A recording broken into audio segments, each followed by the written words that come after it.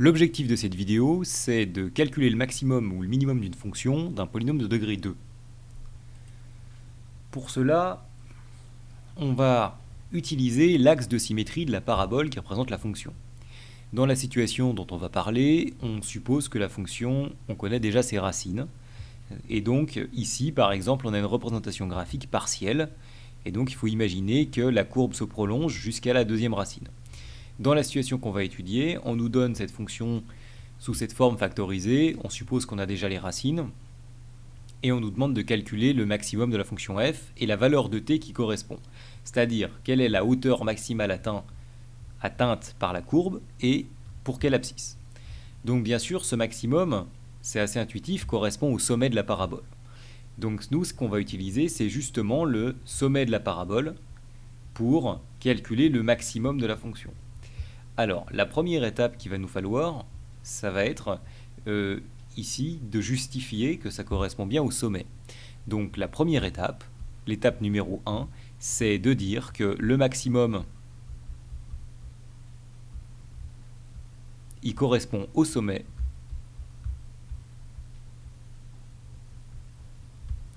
et que le sommet, il est sur l'axe de symétrie.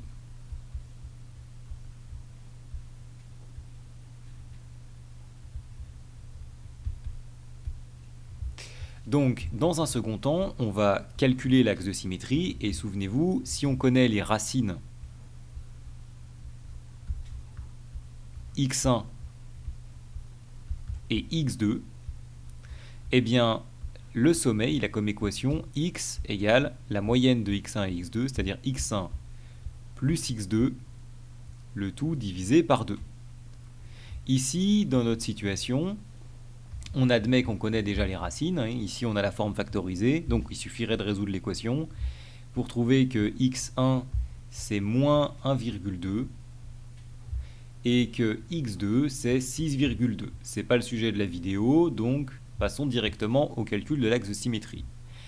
Donc cet axe a pour équation moins 1,2, ça c'est mon x1, plus 6,2, pardon, 6,2, le tout divisé par 2.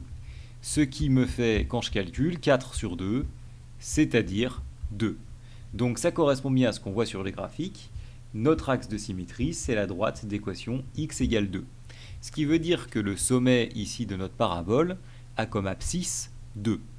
À présent, la dernière étape avec laquelle on va devoir travailler, c'est le calcul de l'ordonnée, c'est-à-dire de l'image en fait de l'abscisse.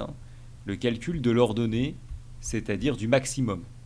Nous, pour le moment, on a l'abscisse qui correspond à ce sommet, qui est 2, et donc ça, c'est la valeur de t qui correspond au sommet. Ce qui nous intéresse, c'est bien sûr le maximum qu'atteint la fonction, ici, et qui se lie verticalement sur l'axe des ordonnées. Puisque, souvenez-vous, chaque point de la courbe est de la forme x, f de x, c'est-à-dire que l'ordonnée est l'image par la fonction f de l'abscisse, eh bien ce sommet, puisqu'on sait déjà que l'abscisse c'est 2, eh bien l'ordonnée, il suffira de faire f de 2 pour l'avoir, c'est-à-dire f de l'abscisse du sommet. F de 2, ici, je peux remplacer dans ma fonction, ça me fait moins 5 fois 2, moins 11, le tout fois 2 moins 6,2, ce qui est égal, ici, à... c'est moins 5 fois 2 ici, donc ce qui me fait moins 21 fois moins 4,2, et il suffit de prendre une calculatrice pour savoir que ça fait 88,2.